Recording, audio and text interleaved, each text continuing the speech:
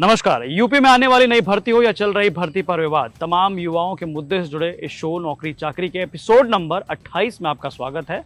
मैं गौरव कुमार पांडे आज लेकर आया हूं यूपी अधीनस्थ सेवा चयन आयोग द्वारा कराई गई मुख्य सेविका भर्ती के रिजल्ट के बारे में। जी हाँ, कल आखिरकार जो है काफी प्रदर्शन करने के बाद काफी हमने जो है यूपी तक ने बाकायदा अभ्यर्थियों की आवाज उठाई और आवाज उठाने के बाद जो है कल यानी कि 2 जुलाई को रिजल्ट जो है मुख्य सेविका भर्ती का उसे घोषित कर दिया गया है। और जो है फाइनली जो अभ्यर्थी लगातार महिला कैंडिडेट्स यूपी अधीनस्थ सेवा चयन आयोग के दरवाजे पर प्रोटेस्ट कर रही थी, उनका दूर दूर से आई महिलाएं थी, चाहे वो जिला बनारस हो या जिला गोरखपुर हो या फिर जिला बागपत, तमाम जिलों से महिलाएं आकर यहाँ प्रोटेस्ट कर रही थी इस भर्ती के लिए कि इस भर्ती का फाइनल रिजल्ट घोषित कर दिया जाए। लेकिन जो है यूपी अधीनस्थ सेवा चयन आयोग की तरफ से अब जो है रिजल्ट घोषित कर दिया गया है फाइनली। और अब हम आपको बताएंगे इस पूरे रिजल्ट के बारे में कि कैसे जो है कितने कैटेगरी में इसकी भर्तियां हुई हैं और साथ ही साथ जो कट ऑफ्स हैं वो कट ऑफ्स को लेकर भी क्या कुछ अपडेट्स हैं। आपको बता दें कुल जो इसमें पद थे रिक्त वो थे 2567, जिसमें से जो रिजर्व कैटेगरी है उनके लिए जो रिक्त पद थे वो 1027 थे, अनुसूचित जाति के लिए 540, अनुसूचित जनजाति के लिए 51 और अन्य पिछड़ा वर्ग के लिए 693। और इसके अलावा ईडब्ल्यूएस यानी कि आर्थिक रूप से कमजोर वर्गों के लिए ये जो पद थे रिक्त ये थे 256। अब ये जो मैंने आपको आंकड़े बताए ये सारे आंकड़े वो आंकड़े हैं जो कि रिक्त थे यानी कि खाली पद थे। अब कितने इस पर भरे गए हैं आइए इस पर चर्चा करते हैं। दरअसल कुल जो सीटें भरी गई हैं वो 2567 में से 2536 भरी गई हैं, जिसमें से रिजर्व कैटेगरी में 1013, अनुसूचित जाति में 534, अनुसूचित जनजाति में 51 की 51 सीटें भरी गई हैं, अन्य पिछड़ा वर्ग में जो है 685 और आर्थिक रूप से कमजोर वर्ग यानी कि ईडब्ल्यूएस में जो सीटें भरी गई हैं यह है 253। तो कुल मिलाजुलाकर लगभग 2500 से ज्यादा पद जो काफी दिनों से खाली पड़े हुए थे उन्हें जो है भरने के लिए बकायदा 2021 में नोटिफिकेशन एग्जाम का आया मुख्य सेविका भर्ती का। अब जाकर जो है इसका रिजल्ट घोषित किया गया है। फाइनल रिजल्ट में बकायदा रोल नंबर्स वगैरह आ चुके हैं। और अगर हम बात करें कट ऑफ्स की कि इसमें कट ऑफ्स क्या थे, तो इसमें जो कट ऑफ्स हैं वो रिजर्व कैटेगरी के लिए 67.15 जो है वो अंतिम चयनित अभ्यर्थियों का जो है मार्क्स है, जो कि नॉर्मलाइज्ड करने के बाद स्कोर आया है। और इसके अलावा अगर बात की जाए अनुसूचित जाति की तो उसमें 56.27, अनुसूचित जनजाति के लिए 47.81, अन्य पिछड़ा वर्ग के लिए जो है 62.81 और आर्थिक रूप से कमजोर वर्ग यानी कि ईडब्ल्यूएस कैटेगरी के लिए जो कट ऑफ है वो 58.99 जो है ये प्रतिशत आया है। ये नॉर्मलाइज स्कोर है यानी कि इसमें नॉर्मलाइजेशन का जो है फॉर्मूला वो लगा हुआ था।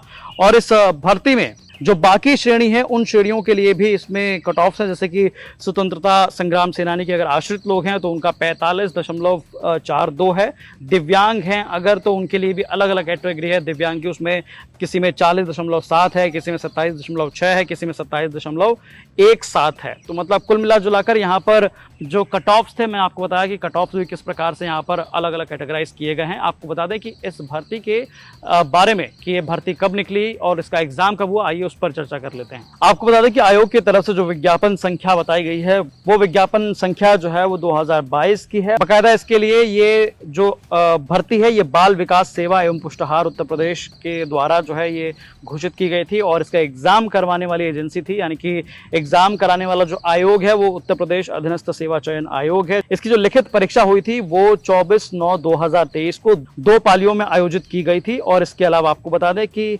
21 नवंबर 2024 को जो है विज्ञापन के सापेक्ष में जो है रिट याचिका पर एक उस पर न्यायालय में चल रहा था मामला, उसको भी जो है उस आदेश का अनुपालन करते हुए 120 पदों को रिक्त रखने के उपरांत जो है 2567 पद जो है फाइनली घोषित किए गए थे, क्योंकि इससे पहले जो पद थे वो 2693 थे। लेकिन न्यायालय के आदेश के मुताबिक 126 पद इन्हें रिक्त करने थे, जिसके बाद ये पद जो है कुल जो रिक्त पद थे वो 2567 हुए।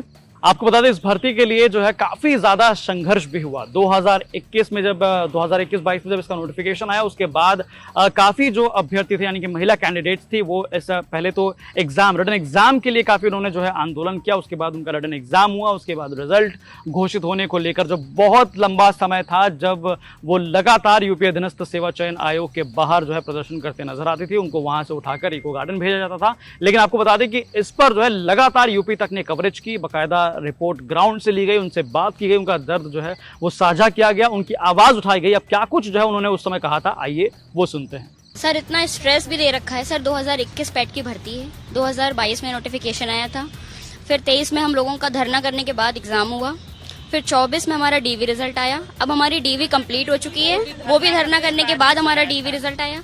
उसके बाद से हम लोगों को हर बार जब भी गर्ल्स आती हैं उनको बताया जाता है कि आपको 1 महीने का टाइम आप लोग लीजिए, फिर आपका रिजल्ट पक्का आ जाएगा। अगर हमारी जॉब लगती है उसके बाद हमारी शादी होती है तो हम लोगों पे, हमारी फैमिली पे दहेज का प्रेशर नहीं होता है। लेकिन सर ये चीजें पता नहीं सरकार क्यों नहीं समझ रही है। सिर्फ कितना कुछ सोच लेते हैं, मतलब सिर्फ बेटी बचाओ बेटी पढ़ाओ का स्लोगन ही काफी नहीं है सर। बनारस से इतनी गर्मी में धूप में इसको लेकर आना जाना। हाँ तो सर छोटा बच्चा है, अभी दूध पीता है तो कहाँ छोड़ेंगे, बच्चे को लेके ही आना पड़ा।